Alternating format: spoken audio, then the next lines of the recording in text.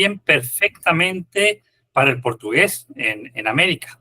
Y más entre dos romances, no solo hermanos, sino que son casi gemelos, es decir, están uno al lado del otro, o nacieron uno al lado del otro en la península ibérica, y comparten también muchísimos elementos, y sobre todo elementos históricos, como es el traspase de una variedad románica peninsular, la península ibérica, a América, tanto lo que es Brasil como Hispanoamérica. Es decir, esto sirve también para portugués. Bueno, en realidad la teoría sirve para todas las lenguas que son trasplantadas, pero también sirve para, en el caso de las lenguas románicas, para el caso americano, para Brasil y sobre todo también Portugal.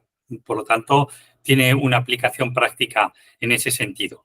Muchos de los fenómenos que vamos a ver aquí, que se dan, de hecho, en las variedades americanas, también se dan o distinguen al portugués del Brasil del portugués de Portugal. Es decir, que hay una serie de concomitancias interesantes que comparten también ambas lenguas. Bien,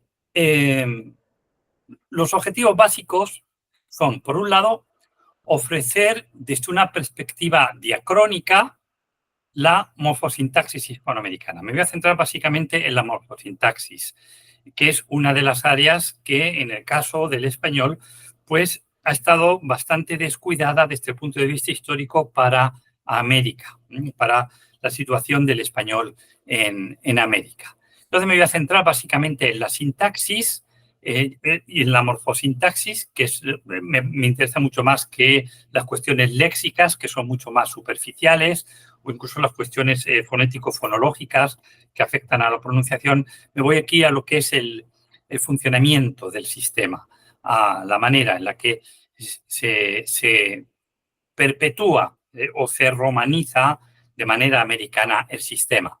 Después, trataré de entender el americanismo morfosintáctico no como se ha hecho hasta ahora, que se entiende más que nada como una especie de resultados, sino como un proceso. Es decir, normalmente pues, se habla del español americano pues, poniéndole etiquetas como esto es dialectal, esto es conservador, esto es arcaizante, esto es un desvío, etc. Y se percibe como un resultado concreto y además cuando se ponen esas etiquetas siempre se compara con algo. En este caso, tradicionalmente se ha comparado la morfosintaxis hispanoamericana y todo el español americano se ha comparado básicamente con España. Vamos a ver que esta perspectiva de comparación no es del todo correcta o lleva determinadas distorsiones. Y ahí es donde voy a ir poniendo el acento. Y, en tercer lugar, pues, propondré una propuesta de comprensión de los fenómenos morfosintácticos concebidos como proceso y no como resultado. Es decir, concebidos históricamente desde qué causas los originan, estos fenómenos morfosintácticos americanos, qué procesos se dieron y a qué efectos dieron resultado. Es decir, voy a hablar de cómo la morfosintaxis de una variedad ibérica se hace americana.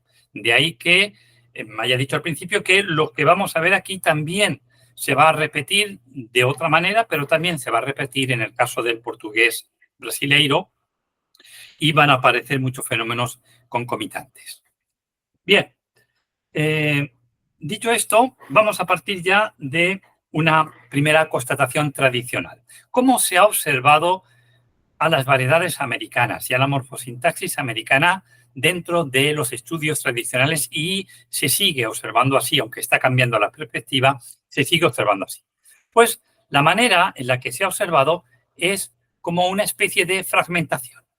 Es decir, a partir del español de España, como tienen ahí, aparece o se desliga, se fragmenta en un español de México, en un español de Venezuela, en un español de Colombia, en un español de Argentina, en un español de El Salvador, etcétera, tanto como naciones hay ahí. Es decir, que hay una perspectiva claramente dialectal. Es a modo de desvío. Es algo así como que si la evolución normal fuese la española, se toma el español de España como elemento de contraste y a partir de ahí, pues, aparecen las evoluciones dialectales. Y de hecho, pues, hasta hace no mucho, todo el español americano se estudiaba dentro de lo que es la dialectología española.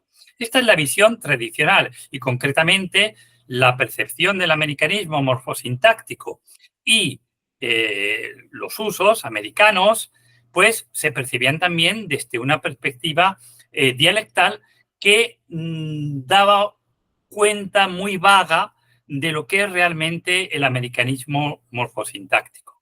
Esta visión tradicional hay que desecharla.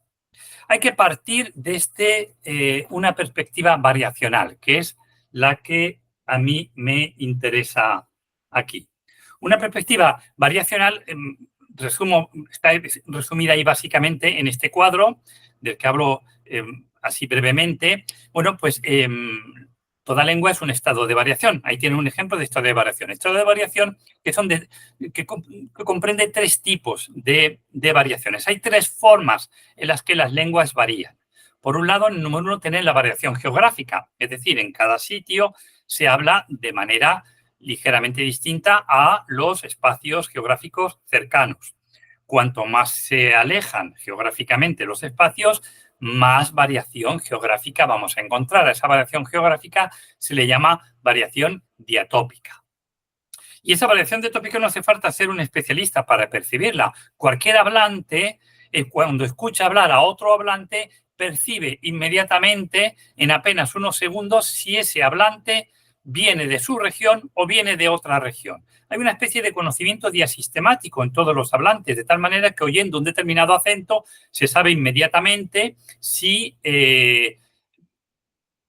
viene de determinada región o viene de otra o es incluso nativo o no nativo. Por lo tanto, son las variedades geográficas, los llamados dialectos.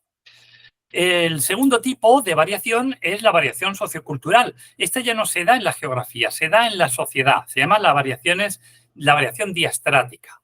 Y según el nivel sociocultural de los hablantes, según su edad, según su profesión, según dónde viven, pues tienen formas distintas de hablar. Socialmente no hablan igual todas las clases sociales. Y ahí se distingue ya no entre dialectos, aquí ya se habla de niveles. Hay un nivel culto, un nivel estándar que es artificial, hay que ir a la escuela a aprenderlo.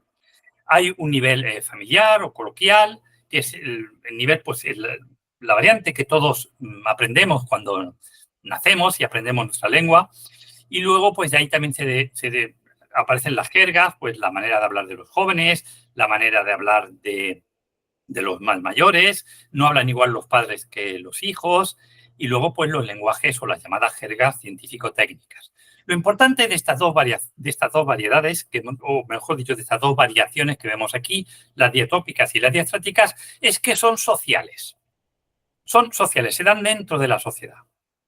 Mientras que el tercer tipo y último tipo de variación, la variación llamada diafásica, esta es la variación que se da solo en el individuo. Es la variación dentro de cada uno de nosotros, de cada uno de los hablantes de la lengua. De ahí que se la llame también estilos de lengua o registros de manera más técnica, pero son los estilos. Por ejemplo, el estudio de la lengua de Cervantes o la lengua de Camões. Y ahí, pues, cómo poner los adjetivos, qué preferencias léxicas tiene, qué usos sintácticos emplea, etcétera. Y son los estilos. Todos, cuando hablamos, no hablamos igual cuando hablamos oralmente que cuando escribimos.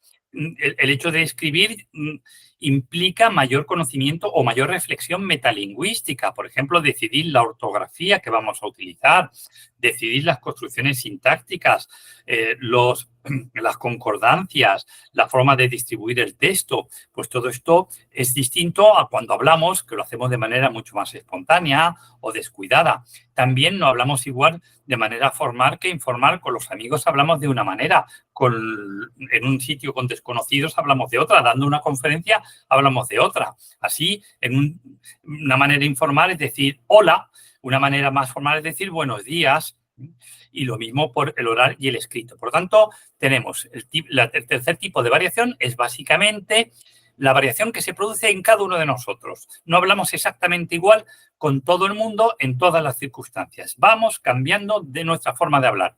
Y por variación, se me había olvidado decirlo, por variación, la variación lingüística se puede definir de manera muy sencilla como la variación lingüística consiste básicamente en decir lo mismo de manera distinta. Si se puede decir lo mismo de manera distinta, hay variación lingüística. Los saludos pueden ser buenos días, hola, ¿qué tal? O sencillamente un Son 3, 4 formas de decir lo mismo, por lo tanto hay ahí variación. Y esa variación, como hemos dicho, puede ser geográfica, expresada en dialectos, diastrática, expresada en niveles, y estilística o diafásica, expresada en registros. Bien, ¿por qué digo esto? Porque lo que llamamos una lengua, ya sea el español, el portugués, el inglés, el ruso, el japonés, cualquier lengua, en cualquier momento de su historia, es siempre un estado de variación. Siempre ha sido así y siempre es a lo largo de su historia. No es que hubiera una sola, única forma de decir lo mismo que con el tiempo y con la historia se ha convertido en distintas formas de decir lo mismo. No, siempre ha estado así. Toda lengua en todo momento y en todo lugar es un estado de variación. A ese estado de variación, dentro de la lingüística alemana y también la lingüística española, se le llama la arquitectura de la lengua, la arquitectura lingüística. Esa arquitectura lingüística es histórica y, por lo tanto, la historia de una lengua es el paso de un estado de variación a otro estado de variación. El español del siglo XX tiene un estado de variación que es distinto al español del siglo XIX. El paso del siglo XIX al siglo XX es cómo ha ido cambiando ese estado de variación. Lo único que más o menos se mantiene casi inalterado, que no admite variación, es el estándar. ¿Por qué? Porque el estándar está codificado en gramáticas, está codificado en ortografías, está codificado en diccionarios.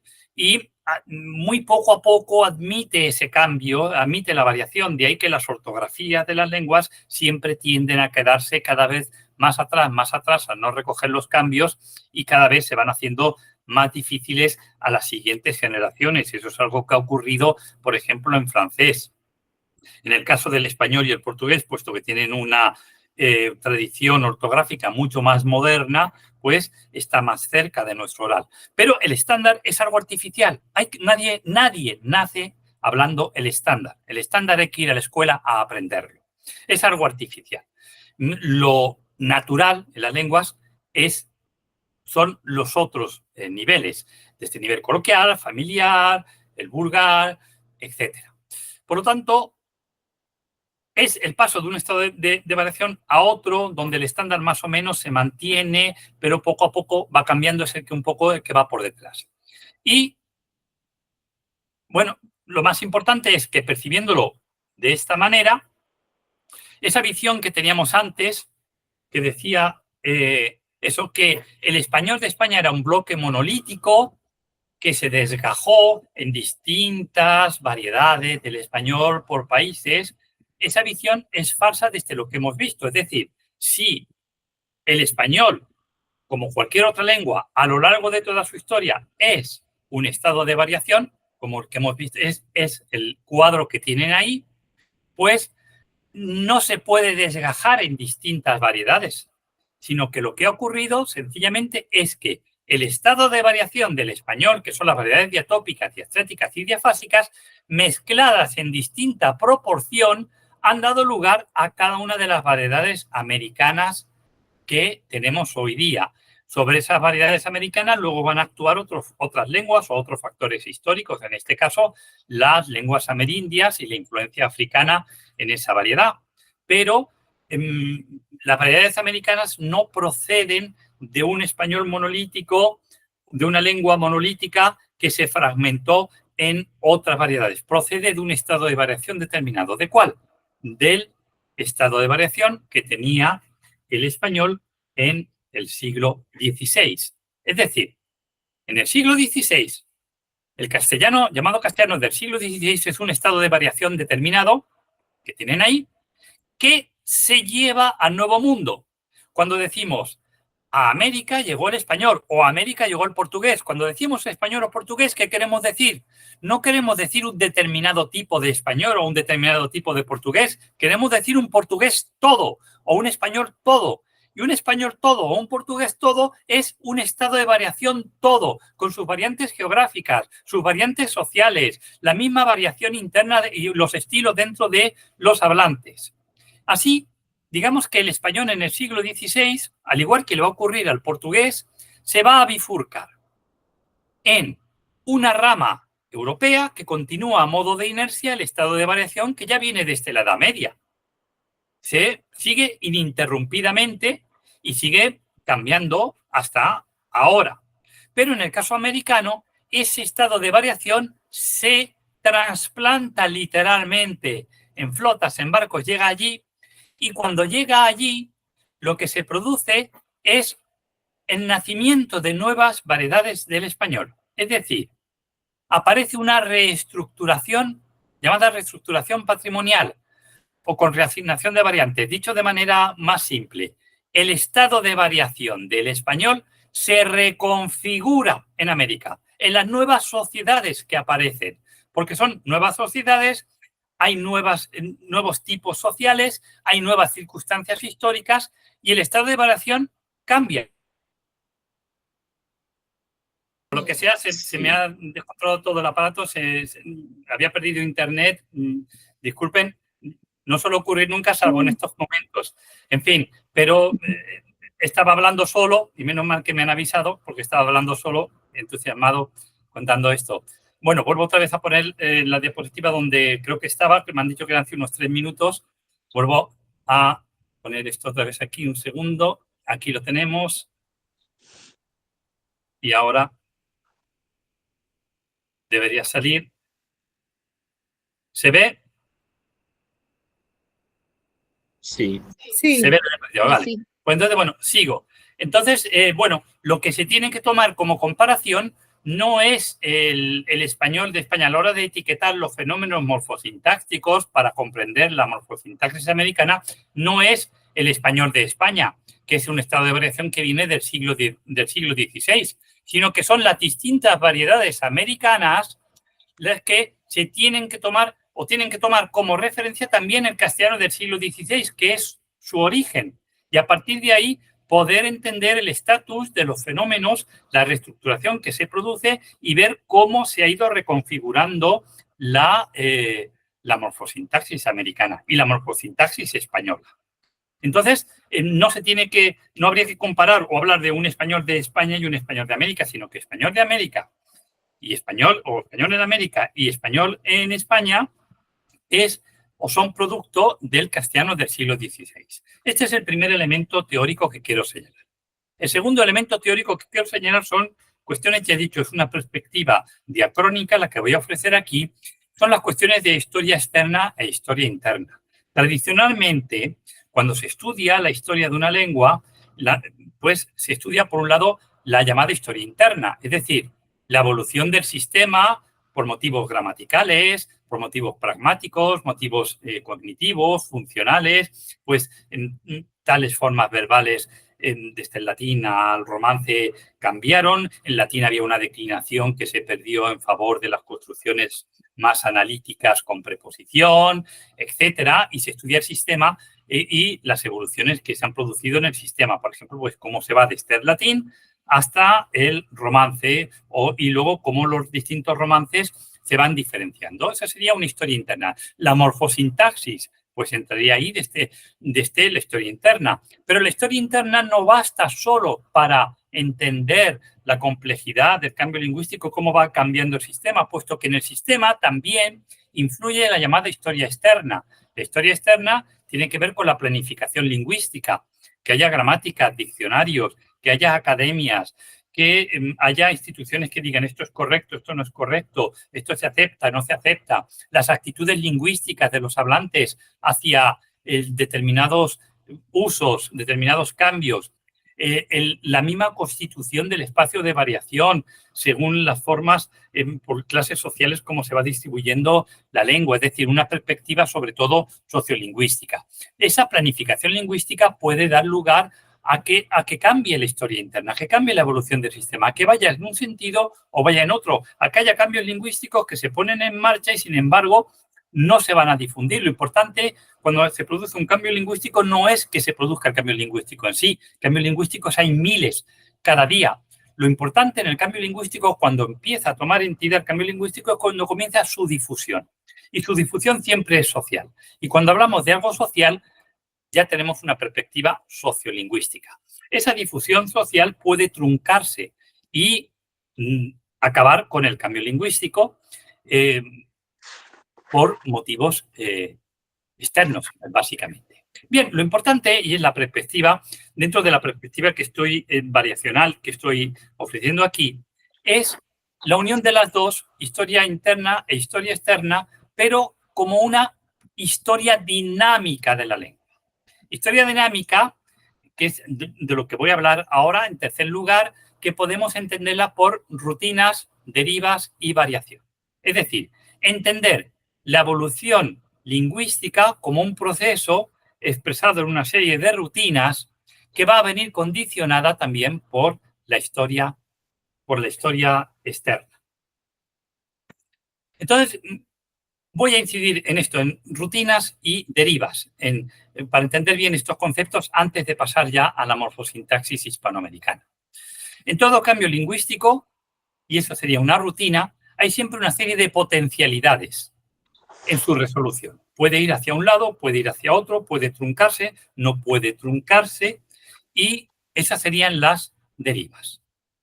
Bien, ejemplos de rutinas morfosintácticas, pues es, en el caso americano, la tendencia de desarrollo y cambio lingüístico que ya estaban en el español, en el estado de variación del español en España, se traslada en barco al Nuevo Mundo, se trasplanta allí, y lo que vamos a observar en los documentos de los siglos XVI y XVII es que hay una rutina que es el estado de variación del español en España, que se va durante esos siglos a mantener, a perpetuar, no a perpetuar, pero sí a mantener en el tiempo en las hablas americanas. Son mucho más conservadoras que las mismas que se estaban dando en el siglo XVI y XVII en la península. Esos documentos es lo que yo denomino documentos indianos.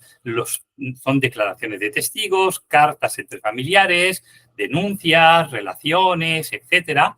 No son textos literarios en sí, sino que son textos de la inmediatez comunicativa donde interviene la oralidad. Y ahí vemos pues que mientras que en España el estado de variación ya se ha modernizado, se ha actualizado, en América mantiene un conservadurismo, mantiene esa rutina que ha heredado de la península. Y además hay una inercia en América muy curiosa, y es que hay una continuación de los patrones de uso lingüístico, y esa es una rutina que hereda también de la península. Es decir, la historia del castellano en la península, como la de todas las lenguas, es una historia de romances en contacto.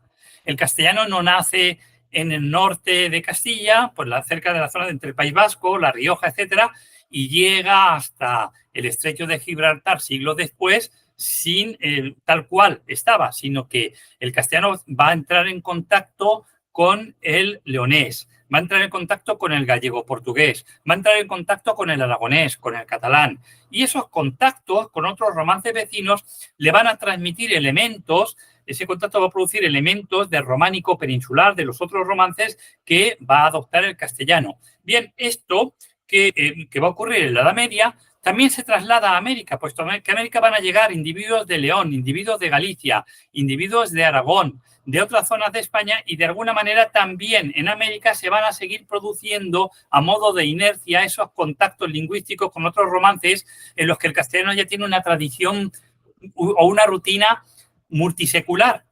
Lo que ocurre es que, a diferencia de la península, donde esos contactos son geográficos, aquí se van a producir dentro, en el interior del idioma. Ya tenemos aquí una primera pincelada de la morfosintaxis hispanoamericana. Ejemplos de deriva, o mejor dicho, bueno, los cambios lingüísticos heredados serían la conservación. Ejemplos de derivas, pues es los resultados de esos cambios. Es decir, pues la preferencia en unas regiones por una determinada evolución, entre otras posibles. Que esta evolución sea coincidente o no con otras regiones americanas o incluso con España, está en segundo lugar, no tiene por qué coincidir, sino que cada sitio, cada espacio comunicativo, a partir de esa reestructuración de su arquitectura interna en cada variedad, va a decantarse por unas soluciones o por otras. Es decir, hay una serie de potencialidades en todo cambio lingüístico que apunta en un sentido, apunta en otro, y en unas regiones se van a elegir unas y en otras que pueden ser coincidentes o divergentes. Y a esa resolución de ese cambio lingüístico lo podemos llamar innovación. Conservación e innovación son dos de las características, dos etiquetas que sí que podemos colocar ya en la morfosintaxis hispanoamericana, siempre teniendo en cuenta el castellano del siglo XVI. Es decir, conservación e innovación respecto al castellano del siglo XVI.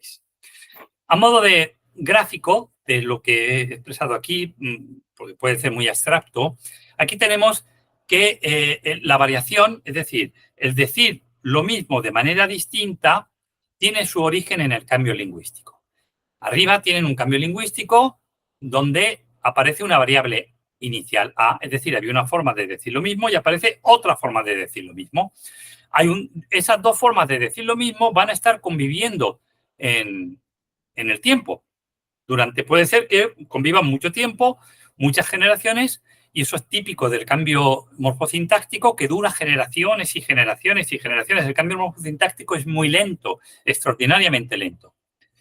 Y con el tiempo se elige una de las variables. En este caso se ha elegido la que ya estaba antes de aparecer A, pero puede elegirse también A, o se elige A o se elige B. ¿De qué depende? Ya lo he dicho, de la planificación lingüística, de la sociedad, de su difusión, de la configuración social que hay, de que se acepte, no se acepte, etc. Es decir, que el hecho de que se produzca un cambio lingüístico no quiere decir que sea irreversible, puede ser reversible también. Pero generalmente, bueno, se elige una de las dos variantes y queda ya fija en esa.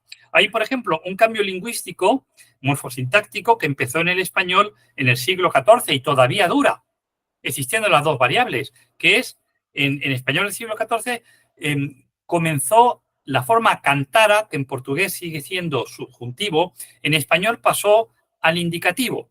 Y cantara, o mejor dicho, cantara, era indicativo y pasó al subjuntivo en español. Cantara se hizo subjuntivo en español. Claro, cantara era imperfecto y se unió a cantase. Es decir, que aparecieron dos variables, dos formas de decir lo mismo. O se dice cantase o se dice cantara. Las dos tienen el mismo valor. Se llaman así isofuncionales. Tienen el mismo valor y todavía 6 siglos después no se ha resuelto la situación. Es decir, estamos en lo que se llama una variación estable. Aparece un cambio lingüístico, aparecen dos formas de decir lo mismo y continúan coexistiendo en el tiempo. Esas son las dos posibles situaciones que hay. Sobre ellas, resumiendo lo que hemos dicho antes, tendríamos, en primer lugar, las llamadas rutinas. Las rutinas es el espacio de variación heredado que he señalado, que tienen ahí. Hay un espacio de variación heredado que es el que se va a trasladar al Nuevo Mundo, se va a trasladar a América.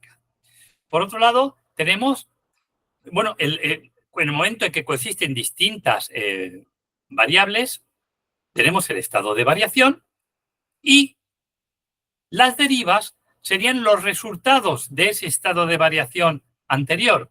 Es decir, en el caso americano lo que tendríamos también dentro de cuando coexisten las variantes, o bien se elige una forma, o bien continúa la variación, pero con una reestructuración patrimonial, es decir, de manera distinta. Es decir, tenemos el estado de variación en España, tenemos el estado de variación en las distintas variedades americanas, pero no tiene por qué ser exactamente igual.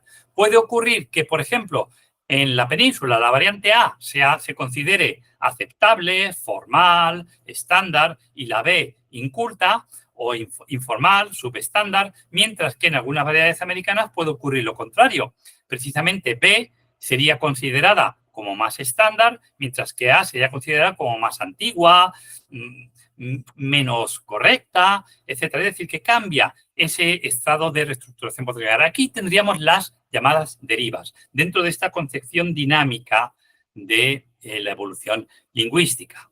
Y, a su vez, fíjense, en el caso americano, lo que tendríamos no es una reestructuración patrimonial determinada, sino que lo que tendríamos serían multitud de reestructuraciones patrimoniales, tantas como capitales se van produciendo o espacios de variación se van dando en América. Es decir, pues Chile, México, Venezuela, Colombia, Argentina, irán apareciendo sucesivos estados de variación que no tienen por qué coincidir exactamente entre sí. Es decir, que eso daría lugar a la variación. Por tanto, tenemos rutinas, derivas y variación. Ahí es donde hay que insertar el americanismo morfosintáctico. También unos breves apuntes con respecto a esto. Las tres formas de variar la lengua están interrelacionadas entre sí.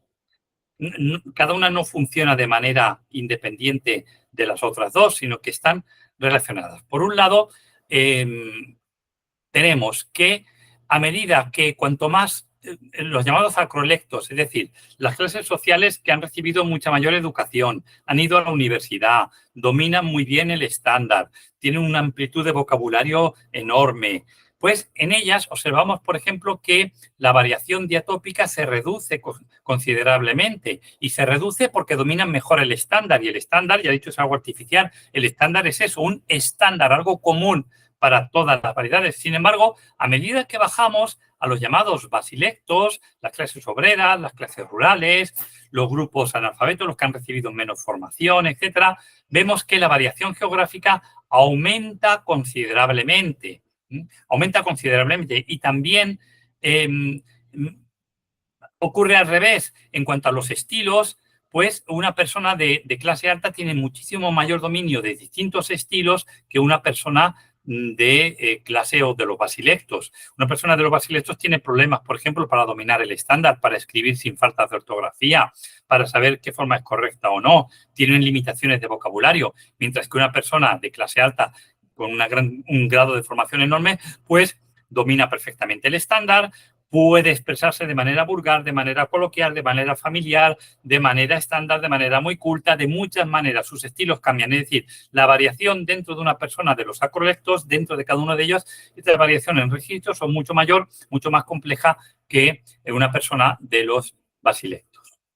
Bien, dicho esto, la variación, en cuanto a la variación, dentro de lo que son las rutinas y las derivas, la deriva impuso soluciones distintas en Europa y a lo largo y ancho de la América española. Soluciones que seguían siendo españolas y románicas. Las rutinas se compartían.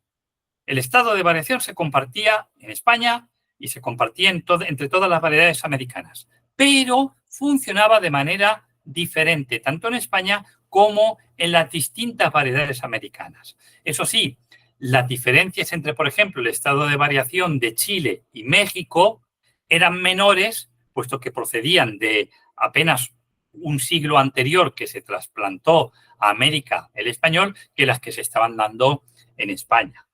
Y lo que es una deriva determinada, es decir, una solución determinada en una variedad, puede hacerse virtuar en las otras. No tiene por qué haber una convergencia, sino que el estado de variación se reestructura, hay determinadas soluciones, en un lado se elige una forma, en otros lados se elige otra, en otros continúa el estado de variación. Entonces, lo que se resuelve en una de las variedades puede hacerse virtuar en las otras. Pero claro, eso también forma parte de la lengua, esa virtualidad. Es decir, que puede haber fracasos lingüísticos en unas variedades mientras que hay éxitos lingüísticos en otras. Esos fracasos lingüísticos o posibilidades de cambio que no han llegado a producirse porque ha habido pues una reacción normativa o se ha considerado como muy incorrecto y ha terminado fallando, pues eso por motivos sociolingüísticos, ya que las derivas vienen condicionadas precisamente por la sociedad, pues esos fracasos lingüísticos darían lugar a una especie de historia virtual de la lengua. Es decir, la historia dinámica de la lengua, donde se unen elementos de historia interna e historia externa para comprender la evolución lingüística, pues también tiene que tener en cuenta la historia virtual. Es de la lengua, de lo que pudo llegar a ser y no fue, y hay que explicar por qué no fue en unos sitios y por qué sí fue en otros, en esas causas de los cambios que estamos viendo. Bien, pasamos ahora ya a la morfosintaxis americana y a esa concepción del americanismo morfosintáctico. ¿Cómo se americanizó la sintaxis del español europeo? Bien, rutinas hispanoamericanas concretas en la morfosintaxis. Ahora ya me centro solo en la morfosintaxis a partir de los elementos teóricos que hemos visto. Rutinas hispanoamericanas. En América hay un nacimiento ex novo, que tiene un punto de origen preciso en un territorio lejano. Es decir, en Europa, el español europeo, entendido como, no como español un bloque monolítico, sino como un estado de variación diatópico, diastrático y diafásico, que se traslada al Nuevo Mundo concretamente a partir del 12 de octubre de 1492. Muy preciso. Y allí aparecen nuevas sociedades. Las sociedades americanas no son ya las sociedades europeas, son distintas. Hay distintos elementos raciales, distintos componentes, hay distintos elementos culturales que intervienen, hay una reestructuración de la sociedad. La sociedad americana, y eso incluye también a la brasileña, la sociedad americana es distinta a la europea, es necesariamente distinta, se está reconfigurando, digamos que se hace diferente. Y una sociedad diferente se expresa también de manera diferente. Y habrá una sujeción relativa a los cambios lingüísticos que se han heredado, a esas rutinas, que va a ser muy fluctuante según regiones. En unos sitios son más conservadores, en otros son menos, en otros tienden a determinados cambios, a aceptarlos, en otros los aceptan menos. Todo va a depender de las épocas, las circunstancias, si hay mucha escolarización, si hay menos, pues su misma historia. Bien, todos los resultados americanos de hoy día derivan del estado de variación del español peninsular del siglo XVI. Es una rutina de cambio románica. Derivan de ahí. Y es de lo que hay que pensar o cuando construimos o cuando entendemos o intentamos entender la morfosintaxis americana, hay que percibirla desde donde viene, que es el estado de variación que había. No es de un español estándar, no es de un determinado tipo de español, sino es de un español todo. Y hay que entenderlo así. Y la sintaxis virreinal, de la América virreinal, explotó todas las potencialidades vigentes, todas las derivas posibles en el castellano del siglo XVI, todas. Mientras que en España, donde había pues una corte y había un peso normativo mucho más fuerte que en América, no se explotaron todas esas posibilidades, mientras que en América sí. Y esas posibilidades que se explotaron nunca dejaron de ser románicas y nunca dejaron de ser españolas. Eran distintas, pero se explotaron a fondo. Y unas veces de manera divergente, otras veces de manera convergente, según las circunstancias de cada espacio comunicativo que se iba dando. Bien, ejemplos de, es decir, estas rutinas hispanoamericanas darán lugar, en primer lugar, como ya he dicho, lo que vemos en los documentos indianos, en la documentación americana de los siglos XVI, XVII y en parte XVIII es el conservadurismo. ¿Qué quiere decir conservadurismo? Conservadurismo quiere decir que siguen manteniendo, aunque de forma distinta, pero siguen manteniendo el estado de variación heredado. Los patrones y usos lingüísticos heredados, los cambios lingüísticos en marcha, siguen manteniéndolos. Cuando en España ya han desaparecido, ya se ha elegido una determinada solución, en América siguen manteniendo ese estado de variación. Es como si en Europa, en España, el estado de variación del siglo XVII ya es distinto del siglo XVI, pero en la América del siglo XVII el estado de variación sigue siendo el del siglo XVI. El estado de variación de la morfosintaxis sigue siendo el del siglo XVI. Y al mismo tiempo, los elementos de otras lenguas romances que rodean al castellano y que han ido, como ya he señalado antes, moldeando la sintaxis también del castellano, pues el aragonés, el catalán, el gallego-portugués, el leonés, etcétera, seguirán dándose en América, pero ahora ya dentro del interior del idioma. vamos a encontrar incrustados muchos elementos de románico peninsular. Por románico peninsular entiendo las otras lenguas románicas peninsulares e incluso el vasco, que van a aparecer también en este estado, formar parte de este estado de variación americano que ya es distinto o se está haciendo distinto al español.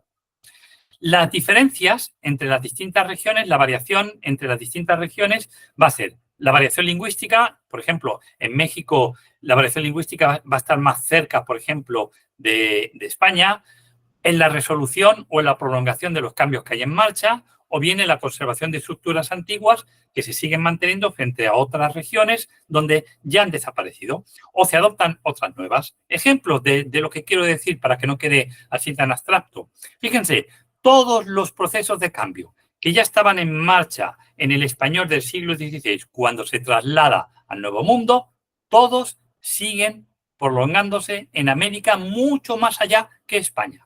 Cuando España ya los ha resuelto prácticamente en el siglo XVII, muchos de esos cambios que están en el estado de variación que llegó a América siguen manifestándose en el siglo XVIII y llegan incluso hasta el siglo XIX.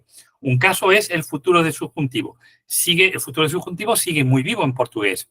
En español, desde el siglo XVI entró en decadencia y en España terminó de desaparecer prácticamente en el siglo XVII, sustituido por el presente del subjuntivo. Mientras que en América, en el XVII seguirá muy vivo, en el XVIII seguirá muy vivo y en el XIX comenzará ya a dar signos de desaparición hasta llegar hoy al castellano americano del siglo XXI, donde ya no existe el futuro del subjuntivo. Es decir, lo que se produjo en apenas un siglo o dos en España se va a prolongar casi 5 siglos en América. Esto es conservadurismo. Hay más ejemplos. Por ejemplo, en los documentos de los siglos XVI y XVII hay muchísimo polimorfismo. Muchas formas de decir lo mismo, de escribir lo mismo, mucho polimorfismo. Si hay mucho polimorfismo, quiere decir que hay un estado de variación que está cambiando y que no termina de resolverse. Aparecen, como he dicho ya, los regionalismos, es decir, formas en el español insertas formas de otros romances peninsulares. Por ejemplo, la anteposición del posesivo del tipo mi amigo, que era muy propio del castellano del siglo XVI, pues sigue existiendo y sigue dándose y llega hasta hoy día. Hoy, en España diríamos hoy amigo mío o amor mío frente a mi amigo, mi amor, que sigue existiendo en algunas variedades. La duplicación de estructuras positivas del tipo su casa de Pedro por la casa de Pedro. Ese su casa y de Pedro que duplica el sentido positivo sigue existiendo en América. Lo que ocurre es que allí se ha producido una evolución de la que voy a hablar después. También hay supuestos empleos distintos de la forma canté en lugar de cantado frente al uso español, que de alguna manera continúan los usos del siglo XVI. O las duplicaciones de complementos directos del tipo lo he visto a tu amigo. Castellano estándar sería he visto a tu amigo, lo he visto a tu amigo, que es incluso estándar en algunas regiones de América el uso de lo, complemento directo, junto con a tu amigo, complemento directo. Similar a lo que ocurre en el complemento indirecto. Le he dicho a tu amigo, le he dado un libro a tu amigo, pues por analogía se hace lo mismo. O los usos de la forma cantara por cantaría, ya hemos dicho, cantara comienza su desplazamiento del indicativo al subjuntivo en español en el siglo XIV. Y durante 2 siglos, pues cantara y cantaría en España van a competir, luego van a dejar de competir, pero en América siguen compitiendo. Todo esto es conservadurismo y viene de esa rutina del siglo XVI que se mantiene. Por otro lado, tenemos la innovación, conservadurismo e innovación. La innovación hace referencia a la resolución final del cambio heredado. Hay un cambio en marcha y está heredado. Puede ser que sea más tardío, pero se puede elegir una opción que muchas veces no coincide con la que se da en España o se da en otras regiones, en el sentido que no coincide o en el momento en que no coincide ya hablamos de una innovación, algo que no estaba antes y que no está en otras variedades. Y aquí es donde se produce la americanización de la morfosintaxis del español, en esta innovación. Esta innovación comenzará a manifestarse de manera tímida a partir del siglo XVIII y tomará fuerza a partir del siglo XIX, ya con la independencia de las distintas naciones americanas.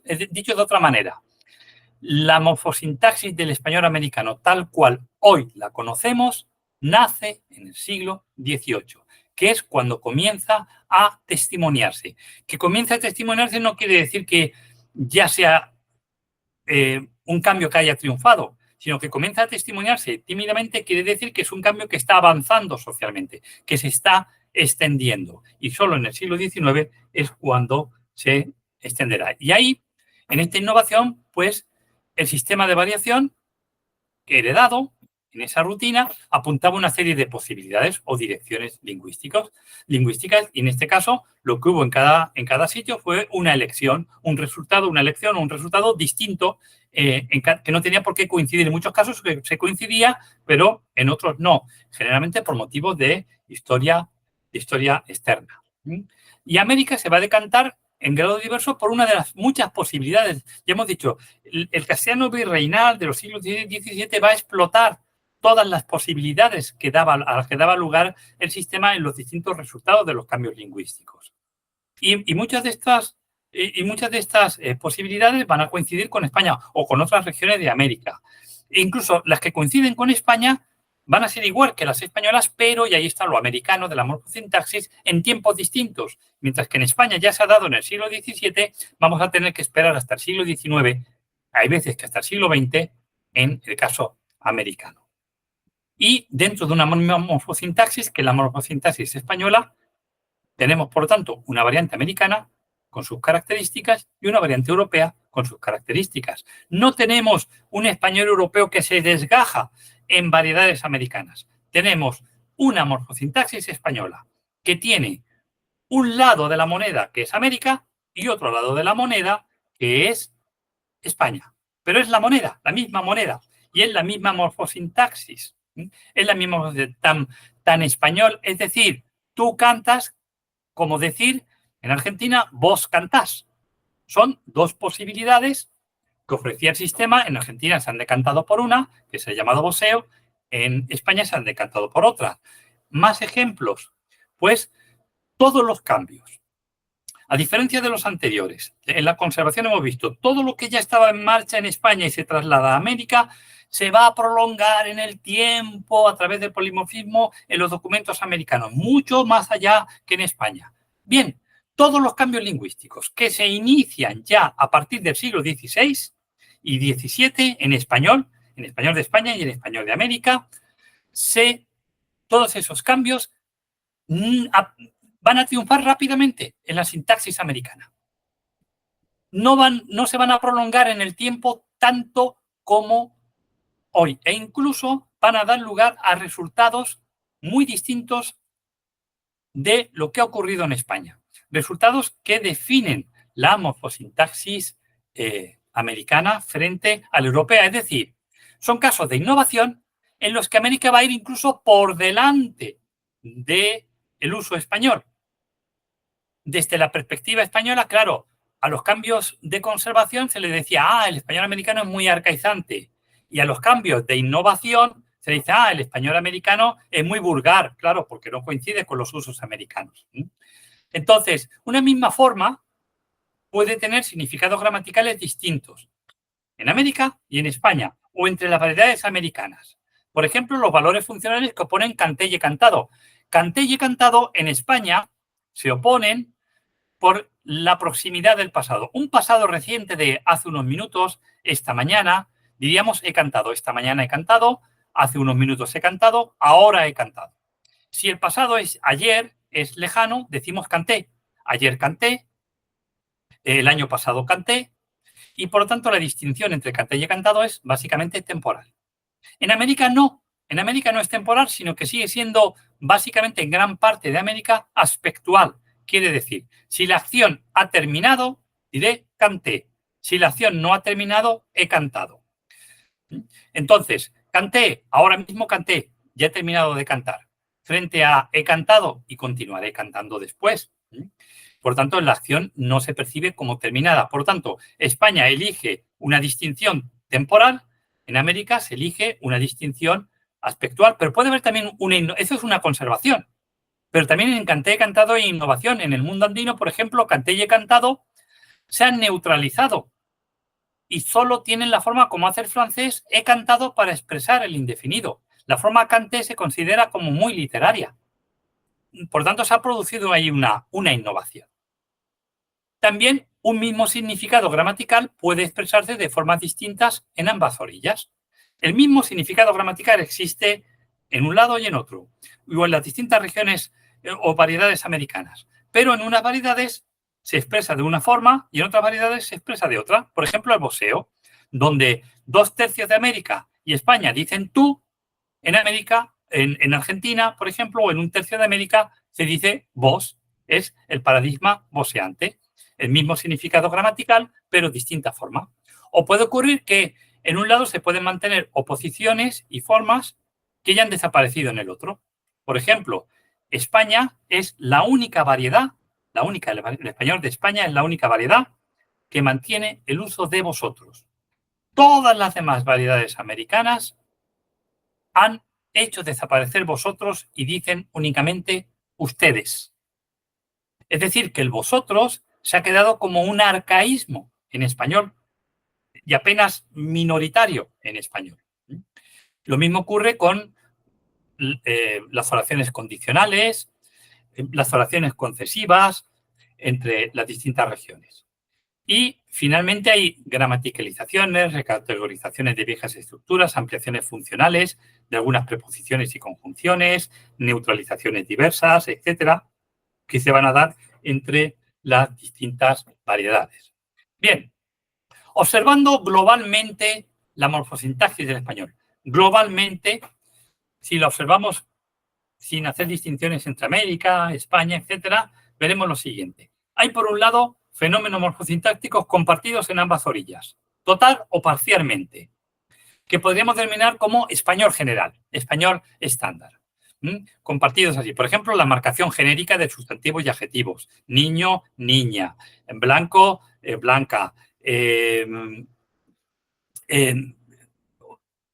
fin, la conjugación del verbo. Puede haber diferencias parciales. Por ejemplo, hay distinciones genéricas en América como jovena, por la joven, que no existen en España, pero eso es sintaxis general. O también el sistema etimológico de los pronombres clíticos de tercera persona. El sistema etimológico quiere decir que en el español de Castilla, cuando digo de Castilla, hablo del norte de España, es muy frecuente usar un sistema de pronombres referencial según el género masculino o femenino. Para los críticos de tercera persona de lo, la, los, las, le, les. Es decir, lo hacen como el inglés. El inglés, si es masculino, dicen siempre him, si es femenino, dicen her. Entonces dicen, I give him a book y I see him. Yo lo veo, yo lo doy un libro. Y dicen her si es femenino. Y sin más, ese es el uso referencial. Entonces es I see her, la veo, I give her a book. La doy un libro, utilizo solo la. Ese sistema referencial solo existe en España y solo existe sobre todo en el norte de España, en la mitad norte de España. Pero el uso etimológico es general y mayoritario en español. El uso etimológico de los pronombres es exactamente el que tiene el portugués. Cambian las formas, pero es exactamente el que tiene el portugués. Distingue entre complemento directo, complemento indirecto, masculino y femenino en el caso del complemento directo y solo complemento indirecto o indirecto, le o ye en portugués en el caso del complemento indirecto. También hay fenómenos compartidos, aunque la sintaxis es la misma, pero la frecuencia es distinta. Y el estatus también es distinto. Es decir, puede estar en España, puede estar en todas las variedades, pero en una variedad es muy frecuente, en otras es menos frecuente. En una se considera normal, en otras se considera más vulgar, en otras más incorrecto, más informal, en unas es más propio de la lengua escrita, en otras es más propio de la lengua oral. Es decir, cambian los usos. Por ejemplo, en el uso de habían cosas, el uso de concordantes de tipo habían cosas por había cosas. Pues eso también está en España, pero en América se usa con mucha mayor frecuencia que en España. O el uso de se los dije por se lo dije a ustedes. Claro, se lo dije a ustedes, ahí falta un plural. Entonces, ese a ustedes, el plural a ustedes pasa a la forma lo, de manera aparentemente incorrecta. Se los dije, se lo dije a ustedes. Ese uso también está en España, pero en España se considera como propio de los basilectos, como muy informal, muy vulgar, mientras que el uso americano es completamente estándar, sin ningún problema. O puede ocurrir también que haya fenómenos compartidos formalmente, pero la forma es la misma, pero los usos funcionales gramaticales son distintos. Por ejemplo, lo que hemos visto con canté cantado. Canté cantado existe en México y existe en España y existe en Argentina, pero el uso mexicano, el uso argentino y el uso español de canté cantado en los tres casos es distinto. En Argentina canté es literario y prefieren he cantado, perdón, al revés. He cantado se considera más literario y prefieren solo el uso de canté, se han neutralizado. En México es básicamente aspectual, mientras que en España es temporal. Son las mismas formas, pero con distintas sintaxis. Y finalmente, y por último lugar, tenemos fenómenos que solo son exclusivos de América. Por ejemplo, el voseo. Pero también hay fenómenos que solo son exclusivos de España. Por ejemplo, el uso de vosotros, que caracterizarían la sintaxis de cada uno de los dos sitios. Bien, y ahora pasando a la morfosintaxis americana, concretamente dentro de este marco global que ya he presentado aquí, pues tendríamos las derivas de la morfosintaxis americana. Recuerde, las derivas son los resultados a los que da lugar un cambio lingüístico en marcha. Tomando como referencia en estas derivas no el español de España, sino el español del siglo XVI que da lugar al español de España en la actualidad y al español de cada una de las variedades americanas. Pues los ejemplos que tienen aquí pues sería, por un lado, iré un poquito aquí más rápido para no extenderme porque sobre todo son muchos ejemplos, pues en América vamos a encontrar el mantenimiento de una estructura sintáctica propia del siglo XVI. Si lo oye un español de España diría, uy, eso es como lo decía Cervantes, o eso es como se decía en el siglo XVI. Sí, se mantiene, pero, y esto tiene que ver con ese conservadurismo que ya vimos, pero el uso de esa estructura del siglo XVI normalmente es distinto, ha evolucionado, ha dado lugar a una innovación. La forma se mantiene tal cual, como viene heredada, pero en España ha desaparecido, pero en América se mantiene esa forma, pero se le ha dotado de nuevos usos funcionales, de una sintaxis distinta. Por ejemplo, pues el uso de su casa de Luis, sus zapatos de mi hijo. Eso era propio del castellano del siglo XVI. La innovación está, como ocurre en México, en que aparece una distinción gramatical que no está en España, que es posesión inherente y no inherente. Si es inherente, se dice su casa de Luis. Si no es inherente, pues diría la casa de Luis. Es una distinción que no existe en España ni en otras variedades americanas. Puede haber un cambio en la forma, pero no en el contenido gramatical, como hemos visto antes. La forma cambia, pero el contenido gramatical se mantiene. Por ejemplo, el voseo en un tercio de América frente al tuteo, al uso de tú, en los otros dos tercios. O puede haber una neutralización o una sustitución o desaparición de estructuras que ya vienen del siglo XVI. Por ejemplo, la neutralización de canté cantado en el mundo andino o la reducción drástica que se produce en algunas variedades del paradigma verbal. También la deixis, aquí, ahí, allí, propia del español de España, los 3 grados de deixis, aquí cerca de yo, ahí cerca de tú y allí cerca de él, ni yo ni tú, se reduce a 2, acá, allá, este, ese. O la pérdida del imperfecto del subjuntivo. La forma cantase ha desaparecido de algunas variedades americanas, como ha hecho el francés. Y se dice, en vez de dijo que lo hicieras, dirían dijo que lo hagas. También puede ser un reanálisis. Es decir, es una extensión, el reanálisis es una extensión de la morfosintaxis. Así, por ejemplo, la forma siéntense por siéntense, se ahí es el pronombre. El hablante reanaliza y dice siéntese, me suena singular, por lo tanto le pone una N propia del plural y aparece el siéntense por el siéntese. Lo mismo con el se los dije por se lo dije a ustedes. Puede haber una ampliación funcional, es decir, tenemos construcciones sintácticas que se amplían mucho más en América. Por ejemplo, en el siglo XVI, a partir del siglo XVI comienza una distinción en el español.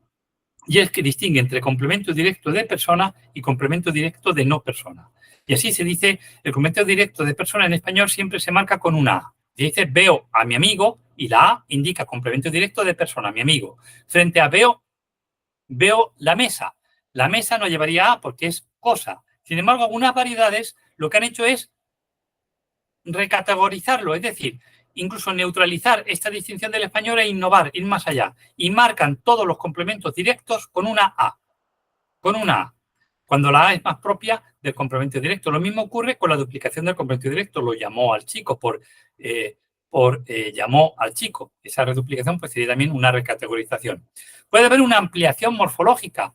Es decir, cosas en la morfología de algunas variedades que van más allá de la morfología de otras, que han ido más allá, que han innovado. Por ejemplo, la marcación genérica, aunque se considere vulgar, de tipo jovena por joven, tigra por tigresa, o la extensión del diminutivo, donde nunca se pondría en el caso de adverbios como ahorita, o deísticos como aquicito o icito, o incluso con gerundios, andandito, muy frecuente en todas las variedades, sobre todo en el registro informal y en el registro oral americano, mientras que en España es insospechado.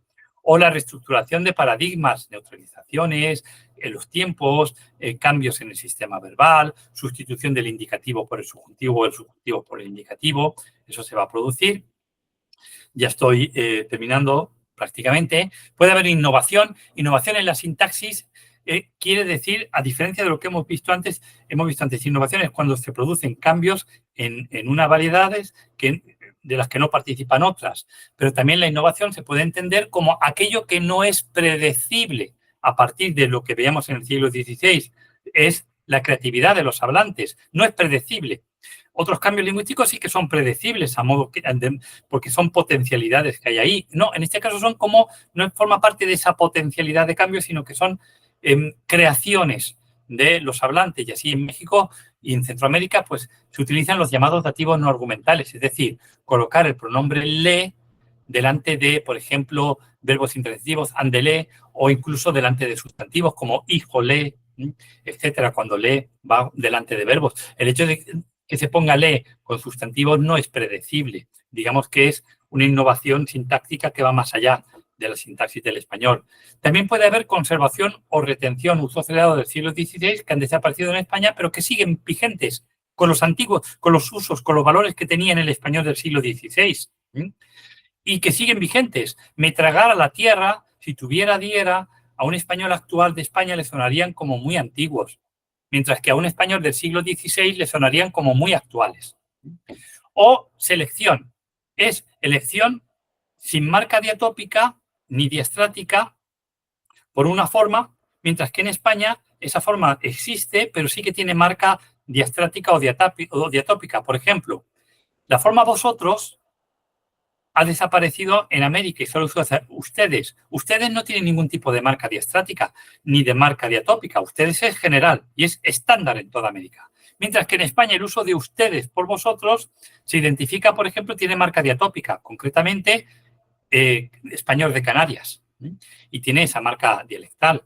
Usos como y también los usos etimológicos de los críticos, que es más propio del español meridional, tiene marca diatópica, español meridional, aunque también es el estándar, mientras que en América pues es general.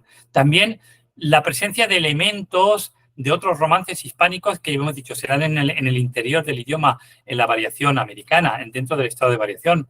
Los usos de hayamos, vayamos, tengamos del subjuntivo, que son propios del español de Andalucía, aparecen en muchas variedades sin marca diatópica. O construcciones como es contigo que quiero hablar, que es muy occidental y ahí coincide con los usos gallego-portugueses y los usos leoneses. Es con você que eu quero falar. Este uso de es, que no existe. En español tiene marca diatópica. Si alguien lo dice, dice, este viene de Galicia. Este viene de León. Mientras que en América es muy común y muy general, sobre todo en la lengua hablada. Lo mismo que el uso de capaz que por es posible que, o el uso de con tú para yo, que es propio de las variedades orientales, es decir, catalán y aragonés.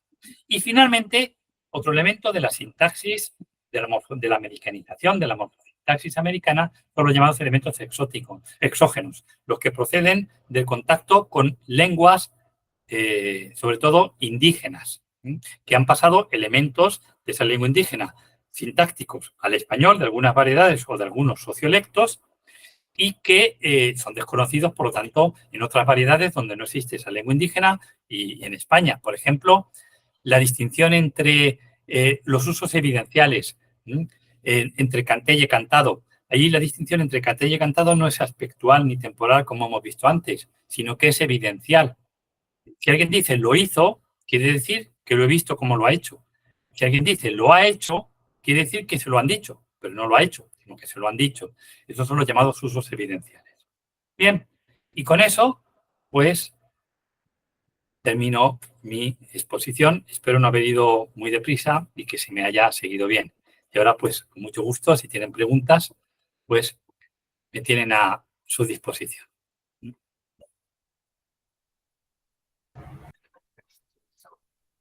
Graças, professor.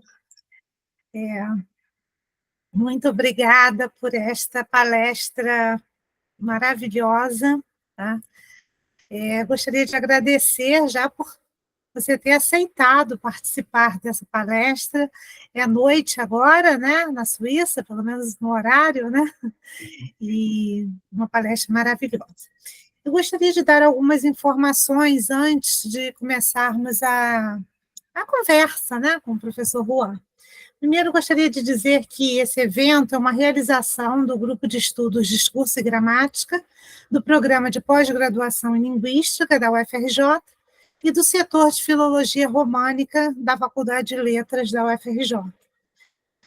É fruto de uma atividade vinculada ao meu estágio de capacitação na Universidade de Neuchâtel, em novembro de 2023. Então, foi lá que eu conheci, né, pessoalmente o professor Juan, fiz esse convite para ele participar do grupo Discurso e Gramática, né, numa das reuniões, e ele aceitou. Não dei essa informação no início, né? Gostaria de dizer que o professor Juan Pedro Mendes é doutor pela Universidade de Valência, é especialista na área, né, da história do espanhol, podemos ver hoje, né, e das variedades românicas da Espanha. Desde setembro de 2020 e 2006, ele exerce suas atividades de ensino e pesquisa como professor titular no Instituto de Línguas e Literaturas Hispânicas da Universidade de Neuchâtel, Suíça.